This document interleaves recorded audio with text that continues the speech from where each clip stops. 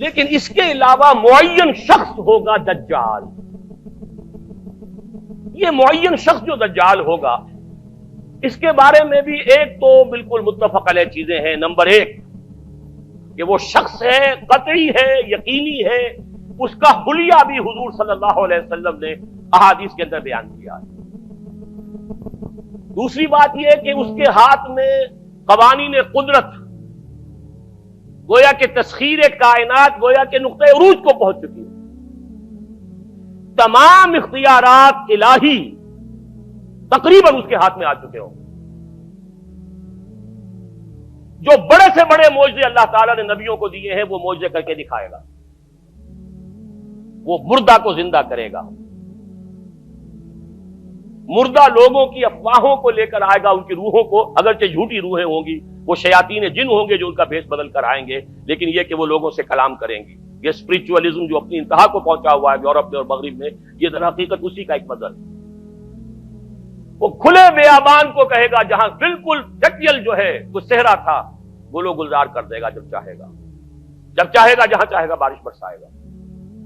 فاصلہ اس کے لیے بے معنی ہوگا. اس کی سواری وہ ہوگی کہ جس کے دونوں کانوں کے درمیان فاصلہ 80 ہاتھ کا ہوگا. یہ سارے جو آج آپ کی اس ٹیکنالوجی کی جو انتہا جا رہی ہے اور جدھر جا رہی ہے، اس کو اچھی طرح سمجھ لیجیے. آج سے 100 سال پہلے شاید انسان ان چیزوں کا تصور نہ کر سکتا. وہ کوئی سواری ایسی بھی ہو سکتی ہے جس کے دو کانوں کے درمیان کا فاصلہ جو ہے وہ 80 ہاتھ کا ہو. آپ کے یہ سارے جیٹس جو ہیں وہ کیا ہیں؟ ان کے رڈارز جو لگے ہوئے ہیں، دونوں کان ہیں ان کے. اس کا ایک قدم اگر مدینے میں ہوگا تو دوسرا بیت المقدس میں ہوگا. اس کی آواز پوری دنیا میں سنی جائے گی. سنی جا رہی ہے کہ نہیں؟ یہ ساری قدرت، ساری قوتیں، تسخیر کائنات کلیتاً ایک آدمی کو چیر کر دو ٹکڑے کرے گا، دونوں ٹکڑوں کو علیحدہ کرے گا، ان کے درمیان چلے گا اور پھر ان دونوں کو جوڑے گا اور کھڑا کر دے گا. احادیث میں ساری موجود ہے. سرجری جدھر جا رہی ہے کوئی عجب نہیں کہ وہاں تک آدمی پہنچ جائے. فریز کر کے تو یہ معاملہ اب ہو ہی سکتا ہے، لیکن یہ کہ ابھی اگلا اور قدم کیا ہوگا کچھ نہیں کہہ سکتے. یہ چیزیں تو ہیں متفق علیہ. البتہ کچھ معاملات کے اندر احادیث میں کچھ اختلاف پایا جاتا ہے اور یہ مشکلات الحدیث میں سے. اور میں بھی چونکہ اس مسئلے میں اب تک بھی اسی درجے میں، ابھی قطعیت کے ساتھ میں کوئی بات نہیں کہہ پا رہا ہوں، لیکن اب چونکہ گمان غالب کے درجے میں ایک رائے تک پہنچ چکا ہوں، اس لیے میں نے آج اس بات کو آپ تک پہنچانے کے لیے یہ عنوان اختیار کیا. اس لیے کہ حدیث میں جو آتی ہے تفاصیل اس سے معلوم ہوتا ہے کہ یہ دجال دو دجل کرے گا. یا تو وہ دو دجل کرنے والے دو دجال علیحدہ ہیں، یا یہ دونوں دجل کرنے والا شخص ایک ہی ہے. بس یہ مسئلہ ہے کہ جو آج تک مجھ سے حل نہیں ہوا تھا، اب تک کہنا چاہیے آج تک نہیں. اور یہ اس میں علماء سے بھی گفتگو ہوئی ہے، اور جن لوگوں نے اس مفہوم موضوعات پر اپنا وقت لگایا ہے ان سے بھی گفتگویں ہوئی ہیں، تو وہ بھی اس مسئلے کو حل کرنے سے تاحال قاصر رہے. لیکن یہ کہ اب میری رائے یہ ہے کہ یہ دو شخص ہیں علیحدہ علیحدہ، واللہ عالم. لیکن ایک رائے تک میں پہنچ چکا ہوں، اس لیے وہ رائے آپ کے سامنے رکھ رہا ہوں، اور آپ کے ذریعے سے وہ آگے بھی پھیلے گی تو اہل علم کے ساتھ جو ہے اس معاملے کے اندر تبادلہ خیالات کی بھی نوبت آئے گی انشاءاللہ. لیکن یہ کہ اس میں یہ بات قطعی اور یقینی ہے کہ اس طرح کا ایک شخص پیدا ہوگا. البتہ یہ کہ آیا وہ دو ہوں گے دو مختلف اوقات میں، یا ایک ہی ہوگا ایک ہی وقت میں، صرف اس میں اختلاف ہے. میرے نزدیک وہ دو ہوں گے. ایک وہ شخص جو جھوٹا مسیح ہونے کا دعویٰ کرے گا، المسیح الدجال. جیسے حضور نے فرمایا میری امت میں 30 دجال اٹھیں گے جو نبی کا دعویٰ کریں گے، جن میں سے 5-6 تو حضور کے اپنے زمانے میں اور آپ سے متصل اٹھ کھڑے ہوئے تھے. بعد میں محمد علی باب ہو، بہاء اللہ ہو، قادیانی، اور نہ معلوم کہاں کہاں کون کون اٹھے ہوں گے، واللہ عالم. اسی طریقے سے ایک شخص مسیح ہونے کا دعویٰ کر کے کھڑا ہوگا، یہودی ہوگا. یہ ہے اصل میں وہ شے.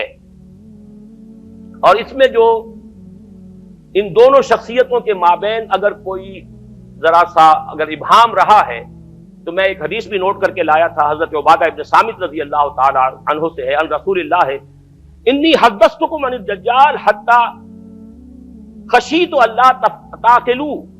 میں نے تمہیں دجال کے بارے میں بہت سی باتیں بتائی ہیں تو مجھے یہ گمان ہوا کہ شاید تم اسے سمجھ نہ پاؤ. یہ اندیشہ خود حضور صلی اللہ علیہ وسلم کو ہوا ہے، اور یہ سنن ابی داؤد کی روایت ہے۔ بہرحال میں جو کچھ عرض کر رہا ہوں کہ میں اس رائے تک پہنچا ہوں کہ یہ دو علیحدہ شخصیتیں ہیں۔ ایک تو یہ ہے کہ ایک مسیح الدجال کھڑا ہوگا یہ ایک دعویٰ کر کے کہ میں مسیح ہوں، چونکہ اس کا زمانہ بالکل قریب آ چکا، اس لیے میں آپ کو اس کے بارے میں خبردار کر رہا ہوں۔ دوسرا جو مسیح جس کی شخصیت مسیح دجال کی آتی ہے، دجال اکبر، میں صرف اشارہ کروں گا، پھر کبھی انشاءاللہ اس موضوع پر تفصیل سے گفتگو ہوگی، وہ میرے نزدیک بالکل قریب قیامت کی ایک علامت ہے۔ جو خدائی کا دعویٰ کرے وہ جھوٹا خدا ہوگا، یہ جھوٹا مسیح ہوگا، المسیح الدجال۔ الدجال الاکبر وہ ہوگا کہ جو قیامت کے بالکل قریب کی تین نشانیاں ہیں، جبکہ وہ آ جائیں گی تو حدیث میں آتا ہے کہ اس کے بعد کسی شخص کے ایمان لانے کا، توبہ کرنے کا فائدہ نہیں ہوگا۔ ویسے تو علامات قیامت جو ہے ان میں سب سے پہلی میں نے بتایا تھا حضور کی بعثت خود علامات میں سے، اس کے بعد 10 علامتیں حضور نے گنوائی ہیں، اور وہ تدریجاً پوری ہوتی چلی جائیں گی۔ آخری علامات کے لیے حدیث سن لیجئے، عن ابی ہریرہ رضی اللہ تعالی عنہ قال قال رسول اللہ صلی اللہ علیہ وسلم ثلاث اذا خرجنا لا ينفع نفسا ایمانا لم تكن آمنت من قبل او کسبت فی ایمانها خیرا، طلوع الشمس من المغرب وخروج الدجال ودابۃ الارض۔ تین نشانیاں وہ ہیں کہ جب وہ ظاہر ہو جائیں گی تو پھر کسی کا ایمان لانا مفید نہیں ہوگا جو پہلے ایمان نہیں لایا تھا، یا جس نے اس سے قبل اپنے ایمان میں کچھ اعمال صالحہ کی کمائی نہیں کی تھی۔ یعنی گویا کہ توبہ کا دروازہ بند ہو جائے گا۔ جیسے جب موت کے آثار شروع ہو جاتے ہیں تو توبہ کا دروازہ انسان کے لیے بند۔ اب جب موت کے آثار شروع ہو گئے اب توبہ کرنا فائدہ نہیں، اس سے پہلے توبہ کا دروازہ کھلا ہوا۔ معلوم یغرغر، جبکہ وہ موت کے آثار شروع ہو جاتے ہیں، گھنگرو بولنا شروع ہو جاتا ہے، معلوم ہوتا ہے کہ اب جا رہا ہے، اب توبہ بیکار۔ اسی طریقے سے پوری نوع انسانی کے لیے توبہ کا دروازہ بند ہوگا ایک وقت میں آ کر کہ اب کسی کے لیے توبہ نہیں، ایمان نہیں، اور اس کے لیے 3 علامتیں بیان ہوئی ہیں۔ یہ بھی مسلم شریف کی روایت ہے۔ آپ نے فرمایا 3 چیزیں وہ ہیں کہ جب وہ ظاہر ہو گئیں تو پھر کسی کا ایمان لانا جو اس سے پہلے ایمان نہیں لایا تھا، اور اپنے ایمان میں اس نے کچھ اعمال صالحہ کی کمائی نہیں کی تھی، اب قتل مفید نہیں ہو